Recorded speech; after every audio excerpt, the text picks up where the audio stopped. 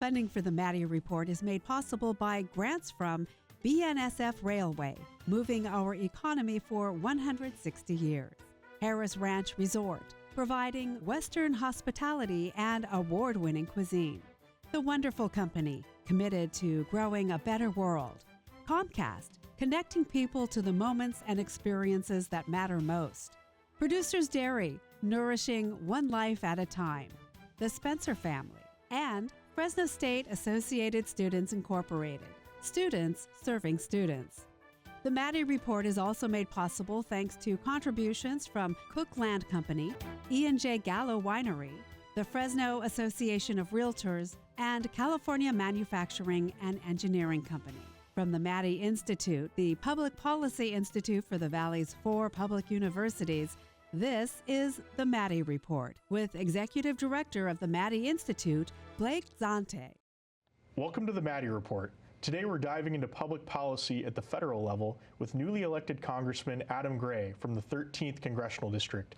Congressman Gray, thanks for joining the Maddy Report today. Really appreciate having you on the show. Well, it's great to be here. Thanks for the invitation. Well, great. Well, let's dive right in. You know, obviously you're no stranger to the Valley.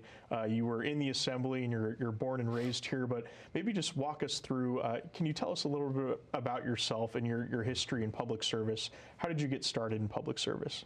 Yeah, absolutely. No, I've been involved in public service for going on 25 years, starting with a internship for my hometown congressman back in the summer of '98, and got my first opportunity to work in public policy and politics in Sacramento with our a state assemblyman representing kind of the northern San Joaquin Valley, guy named Dennis Cardoza.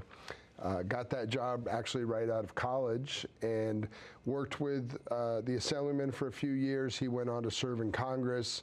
I did a few other different positions with the state legislature, really ranging from being an intern to ultimately a chief of staff in the state Senate, and everything in between, right? Working on campaigns, working on legislation, et cetera. And in 2011, I decided that I could best serve my community by running for state assembly, and started that campaign.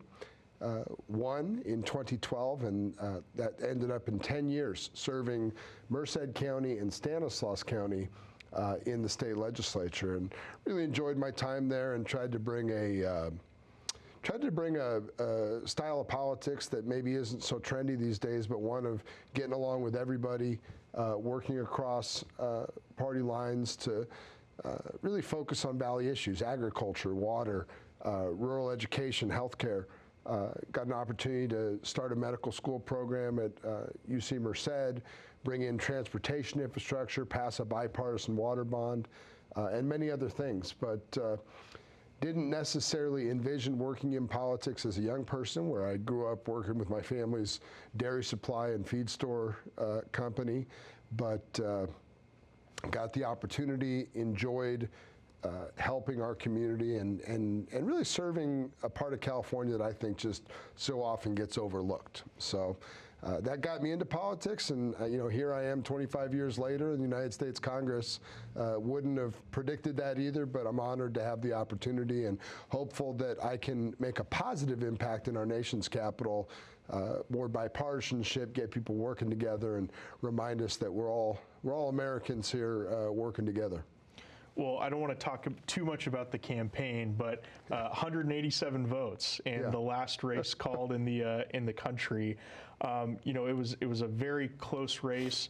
How did your strategy sort of shape your victory? Can you talk a little about the campaign trail and sort of what that was like leading up until that last day where it was called? Yeah, we it was a very close election and a close race, and of course, I had run in 2022 when I left the legislature and ran a race where I lost by a little over 500 votes. So I had already experienced one close race, and when Congressman Duarte and myself went ahead and lined up for a rematch, I expected that it would be close again.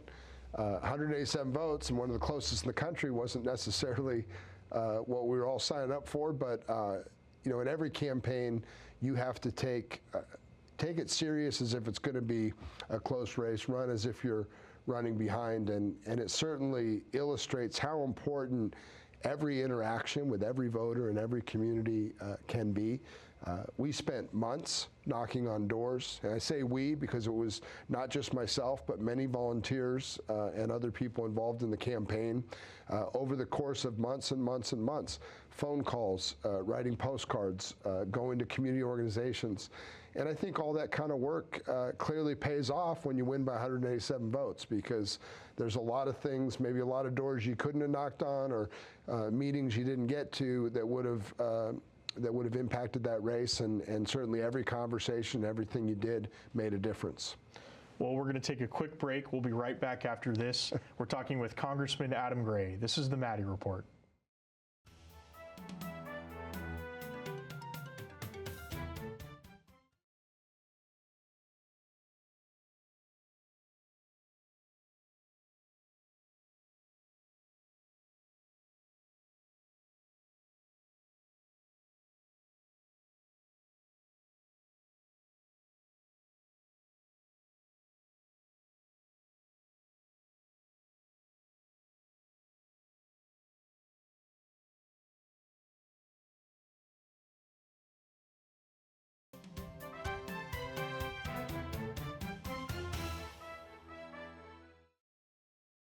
Welcome back to the Maddy Report. We're talking with Congressman Adam Gray. Congressman, you spent a lot of time in public service, as you talked about, as a legislator in Sacramento. You've been a member of the Problem Solvers Caucus. You've talked about approaching issues through a bipartisan lens. Talk a little bit about how that influences your approach as a member of Congress today, and what are some of the key issues and priorities that you're focused on in your district? Well, throughout the San Joaquin Valley, we've had a long established history of moderate politics and people reaching across the aisle. In fact, that couldn't be more appropriate. Sitting here on the Maddy Report, Maddy was a famous, Republican legislator who worked across the aisle, found common ground, was able to do a lot of great things. And we've had people throughout the San Joaquin Valley like Anthony Cannella, Kristen Olson, certainly Dennis Cardoza, Jim Costa, Gary Conn, folks on both sides of the aisle that work together. And so that was always the spirit of my service in Sacramento. And I always tell people, I don't play a moderate on TV. I'm actually a moderate in my head and in my heart, and I believe the country's better off when people work together. So during my tenure in Sacramento, I chose to start a Problem Solvers Caucus that was a bipartisan group with equal numbers of Republicans and Democrats, with the goal of, where can we find common ground? Too often in politics, we spend all of our time pointing fingers and saying what's wrong with the other party, rather than saying, okay, embracing, what do we have in common? What can we agree on, rather than focusing on what we disagree on?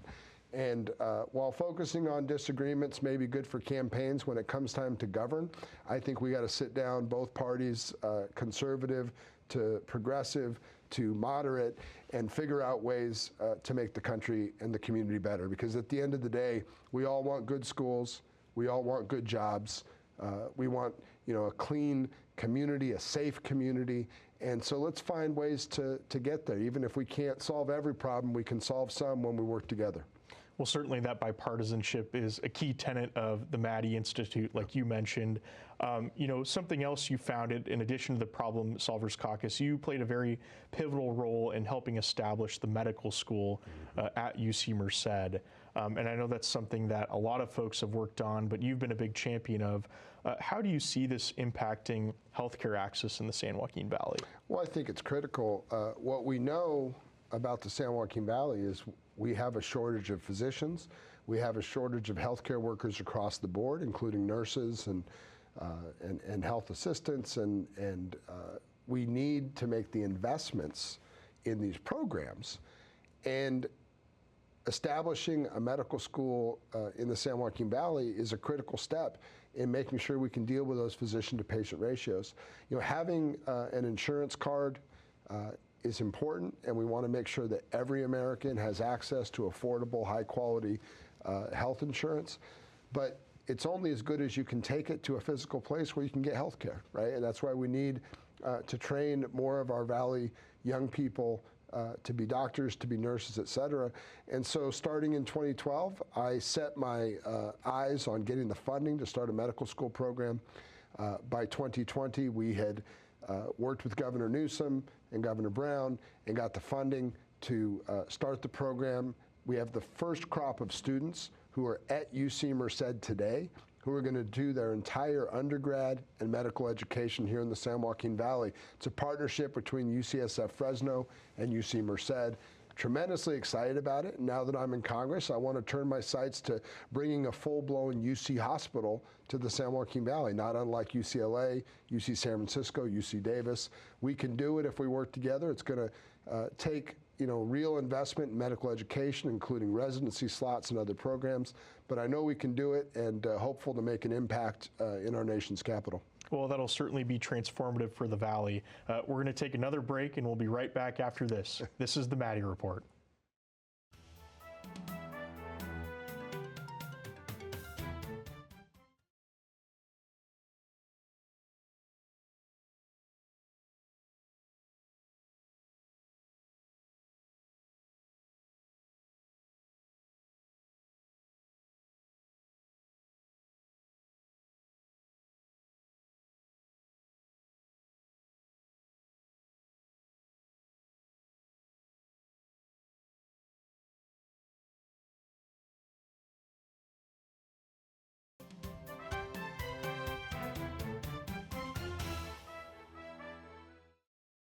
Welcome back. We're talking with Congressman Adam Gray.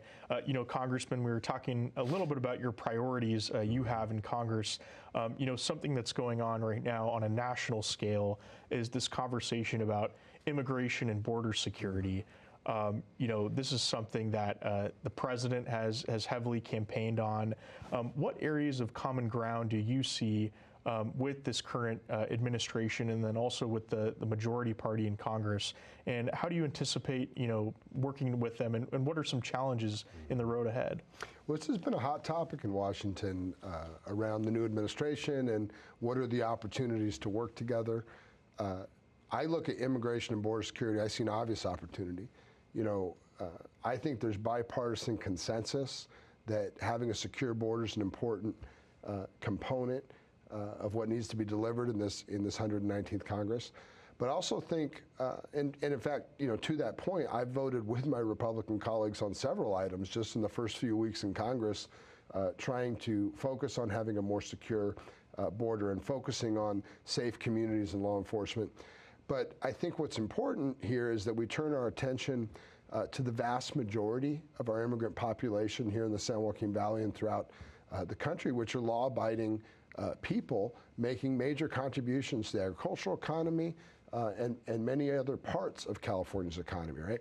What are we putting on the table to create a pathway to citizenship, to fix the situation for young people and DACA recipients?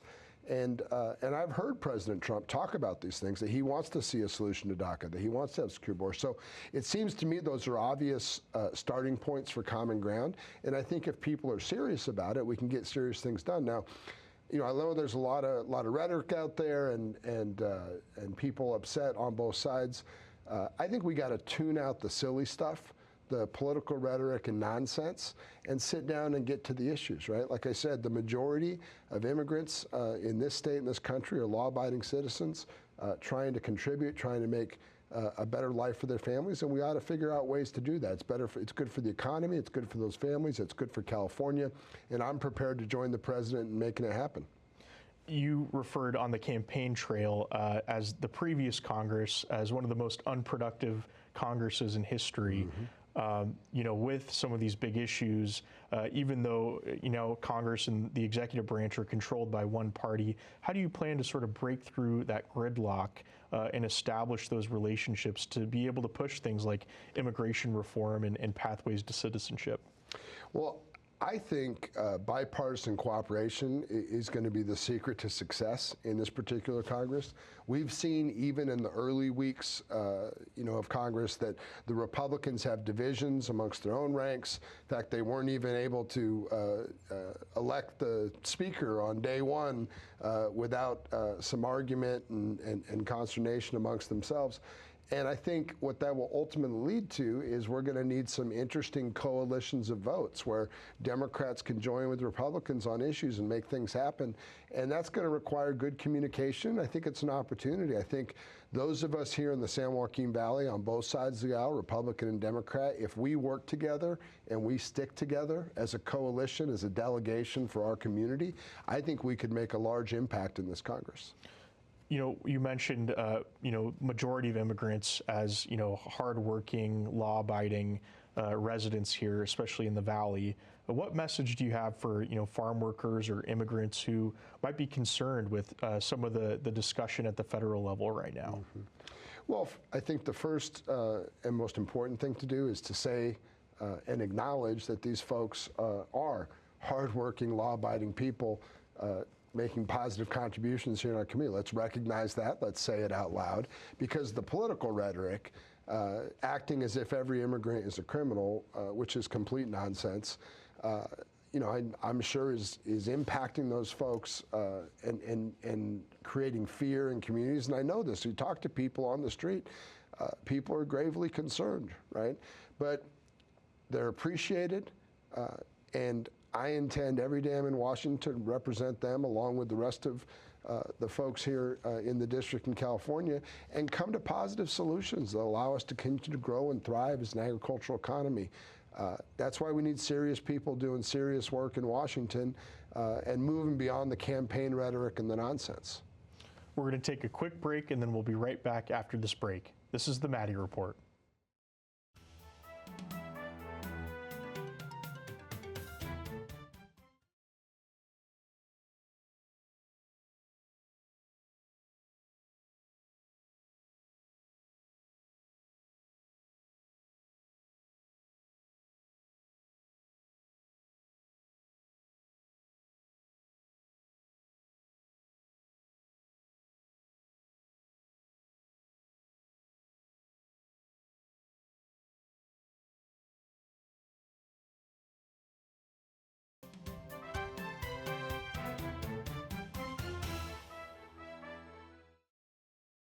Welcome back to the Maddy Report. We're talking with Congressman Adam Gray.